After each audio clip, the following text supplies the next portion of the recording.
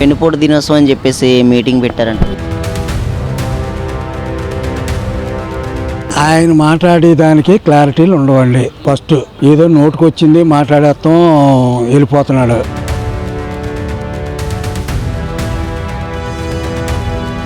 వెన్నుపోటు ఎవరు పొడిచారు? ప్రజలు పొడిచారా, లేకపోతే ఈయన ఉద్దేశం మామూలుగా కూటమి ప్రభుత్వం పొడిచారు అనేది కూడా క్లారిటీ లేకుండా వెన్నుపోటు దినోత్సవం అని చెప్పి పెట్టారు.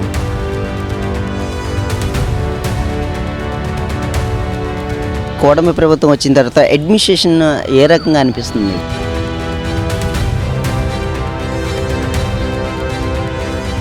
అంత చెప్పుకోదగ్గలేదు సార్. ప్రజలైతే ఇబ్బందులు పడుతున్నారు సార్. ప్రజలైతేనేమి అందరూ ఎవరైనా కానీ అడ్మినిస్ట్రేషన్ పర్వాలేదండి, బాగానే ఉన్నది.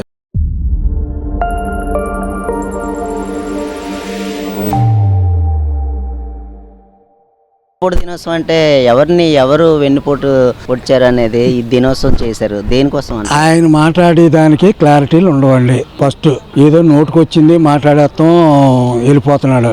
ఇప్పుడు అభివృద్ధి జరుగుతుంది, ప్రజలంతా చూస్తున్నారు కూడా. ఏదో విధంగా ఎత్తి చూపాలి, ఏదో లుసుకులు చేర్చి బయట తీయాలనే తపన తప్ప అతను ఈ మంచి పని చేశానని చెప్పమన్నది ఏమీ లేదు. అతని టైంలో చెరువులు, అడవులు, మైన్స్ ఇవన్నీ కబ్జా అయిపోయినాయి. సముద్రాన్ని గాలిని వదిలేసారు అనుకున్నాం, కానీ సముద్రాన్ని కూడా కాకినాడ దగ్గర కబ్జా చేస్తారు. అక్కడికి వచ్చి అన్లోడ్కి వచ్చి లోడింగ్కి వచ్చి వాటి దగ్గర కూడా అక్కడ ప్రారంభించింది కనెక్షన్లో. ఇంకా పైన గాలి ఉన్నది అంతే, వాళ్ళు వదిలేసింది. అదండి. లేదు సార్, అభివృద్ధి అవుతుంది, కొద్ది టైం పడుతుంది. ఆ పోలవరం అది అయితే మన ఆంధ్రాకి సస్యశ్యామలుగా ఉంటుంది. తర్వాత కొత్త ట్రైన్స్ వస్తున్నాయి ఇప్పుడు. ఇవన్నీ చూసుకుని మన జనాలు కూడా గమనించి అది ఆదరిస్తే బాగుంటుందండి. అదే ఈ కూటమి ప్రభుత్వం వచ్చిన తర్వాత అడ్మినిస్ట్రేషన్ ఏ రకంగా అనిపిస్తుంది మీకు? అడ్మినిస్ట్రేషన్ పర్వాలేదండి, బాగానే ఉన్నది. మరీ తినేసి వాళ్ళు ఏం కాదు. అది పార్టీ ఫండ్లు ఉంటుంటాయి, కానీ ఇలా డిమాండ్ చేసి విడుదల రజని చూసారా, 50 కోట్లకి క్రష్ రోడ్కి రాసి తర్వాత 5 కోట్లకు ఒప్పుకున్నారు. 5 కోట్ల నుంచి 2 కోట్లు తీసుకున్నారు. ఆ మధ్యవర్తులు 10 లక్షలు. ఏంటి ఇదంతా అసలు? అదండి. అలాంటి అంత దారుణంగా మాత్రం జరగవు. ఎందుకంటే చంద్రబాబు నాయుడుకి అటువంటి ఎక్కువ ఇష్టం ఉండదండి. ఇష్టం ఉంటే అలాంటి ఏమన్నా చేయించి ఎంకరేజ్ చేసేలా ఉంటే మళ్ళీ రాడినా కనపడపోను. మరి అదండి. వెన్నుపోటు దినోత్సవం అని చెప్పేసి మీటింగ్ పెట్టారంట. ఎలక్షన్లో అవకతవకలు జరిగినాయని ఏదో అంటే మరి ఎవరు వెన్నుపోటు పొడిచారంటారు? ఏదో మోసం జరిగింది అని ఆయన ఇది వెన్నుపోటు దినంగా ఏంటి మోసం జరిగింది అంటారు సార్ మీకు తెలిసి? కూటమి వాళ్ళు ఈవీఎంల ద్వారా కానీ ఏ విధంగా కానీ కొద్దిగా ఏదో జరిగిందని ఆయన, అంటే ప్రజలు కూడా ఆయనకి నమ్మలేదు. ఆయనకంటే ఎక్కువ పథకాలు ఇస్తామని చంద్రబాబు నాయుడు చెప్పడం, అది ప్రజలు అట్లా మళ్ళీపోయినట్లు. ఇప్పుడున్న పరిస్థితుల్లో ప్రభుత్వం పరిపాలన ఏ రకంగా ఉంది సార్? అంత చెప్పుకోదగ్గలేదు సార్. అంత ఫేవర్గా లేదు ప్రజలకి.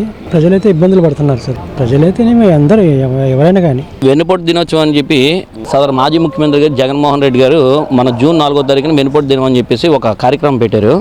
ఆ కార్యక్రమం ఆయన ఎందుకు పెట్టాడు అనేది ఇంతవరకు మాకైతే అర్థం కాని విషయం ఏంటంటే, వెన్నుపోటు ఎవరు పొడిచారు? ప్రజలు పొడిచారా, లేకపోతే ఈయన ఉద్దేశం మామూలుగా కూటమి ప్రభుత్వం పొడిచారు అనేది కూడా క్లారిటీ లేకుండా వెన్నుపోటు దినోత్సవం అని చెప్పి పెట్టారు. 5 సంవత్సరాలకు ఒకసారి ఎలక్షన్ అనేది కామన్గా వచ్చేది. ప్రజలు వాళ్ళకి ఇష్టానుసారంగా ఏ గవర్నమెంట్ అయితే వాళ్ళకి న్యాయం చేస్తో వాళ్ళు ఓపెన్గా ఓటేసి ఎన్నుకునే 5 years ప్రక్రియ అది. సో దాంట్లో వెన్నుపోటు దినోత్సవం అంటే ప్రజలు ఈయనకి పట్టం కడితేనేమో ప్రజలు వీళ్ళకేమో కరెక్ట్గా చేసినట్టు.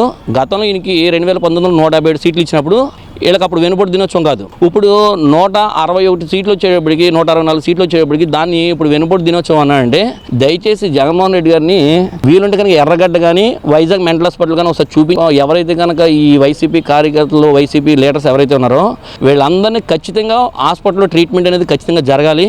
జరిగితేనే కనీసం వాళ్ళ లైఫ్లో అనేది కొంచెం ఎక్కడి నుంచి అయినా సరే సక్రమంగా వెళ్తారని మా ఉద్దేశం. ఇంతకు మించి చెప్పాలంటే కనుక, అల్టిమేట్గా చెప్పాలంటే ఇంతకు మించి మనం చెప్పగలిగింది ఏమీ లేదు. ఓవరాల్గా వైసీపీ క్యాడర్ కానీ వాళ్ళు చేసే ఇది కానీ ఏ దాంట్లోని బేసిక్ పాయింట్లు లేవు. ఎటువంటి కార్యక్రమాలు చేసినా సరే అవి ఎటువంటి అయినా సరే ప్రజల్లో మేము ఉన్నామని చెప్పి చూపించుకోవడమే తప్ప ఎవరు ప్రజలకి కళ్ళనీళ్ళు తుడిచేదానికి కూడా పనిచేయవు. కూటమి ప్రభుత్వం చేసే కార్యక్రమాలు కానీ, ప్రజెంట్ వాళ్ళ గవర్నమెంట్ కానీ, వాళ్ళు ఇచ్చే ఈ పరిపాలన కానీ చాలా అంటే చాలా బాగుంది. ఎలాంటిది ఇంకొక 25-30 సంవత్సరాలు ఆడలే ఉండాలని ఆంధ్రప్రదేశ్ ప్రజలందరూ మనస్ఫూర్తిగా కోరుకుంటున్నారు వాళ్ళని. అదే వెన్నుపోటు దినోత్సవం అని చెప్పేసి మీటింగ్ పెట్టారు. మీటింగ్ అంటే దాని సారాంశం ఏంటండి, అసలు దేనికోసం అని పెట్టారంట? ప్రతిదీ ఇప్పుడు రాజకీయం కాకుండా ఒక ప్రతిదీ అభివృద్ధి అని, సంక్షేమాలని, లేకపోతే ఇంకొన్ని అన్నీ ఒక తాటి మీదకి వచ్చి ఒక ప్రజలను ఒక ముందడుగులో నడిపించాలండి. ఏ రాజకీయ నాయకుడైనా, అటు తెలుగుదేశం పార్టీ అవ్వచ్చు, ఇటు వైఎస్ఆర్ పార్టీ అవ్వచ్చు, ఇంకేదైనా కొత్త పార్టీలు ఏ వచ్చినా కానీ ఒక తాటి మీద తీసుకొచ్చి ప్రజల్ని ఒక అభివృద్ధి వైపు కానీ ఒక మంచి త్రోవలోకి నడిపించాలండి. అంతేగాని ఈయన అన్నారని ఆయన అన్నారని ఈయన, ఇదంతా ఎలా ఉంటుంది అంటే ఇప్పుడు ప్రజల తాలూకు నిధులండి ఇవి. ప్రజల తాలూకు నిధుల్ని సక్రమంగా అందరికీ అందుబాటులో ఉండేటట్టు వినియోగించాలండి. అది అభివృద్ధి అవ్వచ్చు, సంక్షేమం అవ్వచ్చు, లేకపోతే ఇంక వేరే అవ్వచ్చు. అంతేగాని దీన్ని ప్రతిదీ రాజకీయం చేస్తూ ఆయన బాగా చేయలేదు, ఈయన బాగా చేయలేదు అని ఆయన ఇలా కొట్టుకుంటూ పోతే ఇంకా అక్కడ ఏంటంటే ప్రజలు ఇబ్బంది పాలు అవుతారు. అంతే. ఎవరు వెన్నుపోటు పొడిచారు అని చెప్పేసి మీరు అనుకుంటున్నారు? నేను ఇంకా పార్టీ ఎవరో ఏంటనేసి నేను నేను ఇచ్చేయట్లేదండి. ఏ ఒక్కరైనా సరే ఒకరి మీద ఒకరు కాకుండా ప్రజల్ని అభివృద్ధి వైపు నడిపించాలండి. ఏ పాలనైనా సరే.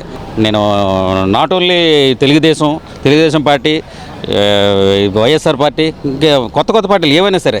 ప్రభుత్వం మారిన తర్వాత ఇప్పుడు లా అండ్ ఆర్డర్ ఎలా ఉందంట?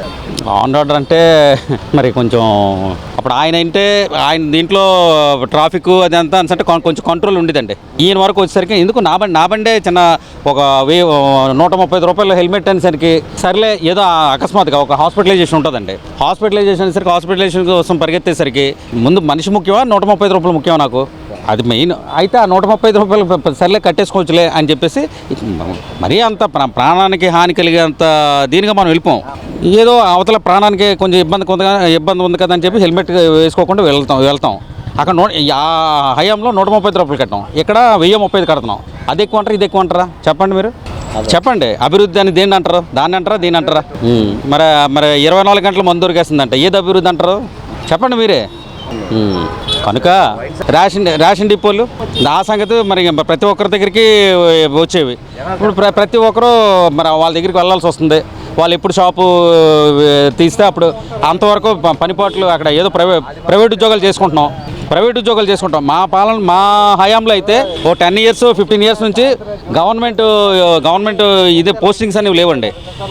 ఒక 10 years 15 years నుంచి ఏ పాలన హయాంలో ఉందో అది మీకు తెలుసు. మేము కరెక్ట్గా 10th class పాస్ అయ్యాం. మేము 10th class 96. అప్పటి నుంచి ఈరోజు మాకు 40 years అబౌవ్ 45 years మాకు. ఈ 45 yearsలో మాకు గవర్నమెంట్ మా ముందు తీసుకున్నారు. గవర్నమెంట్ సెక్టర్లో మాకు బీటెక్లు అయిపోయి ఉన్నాయి.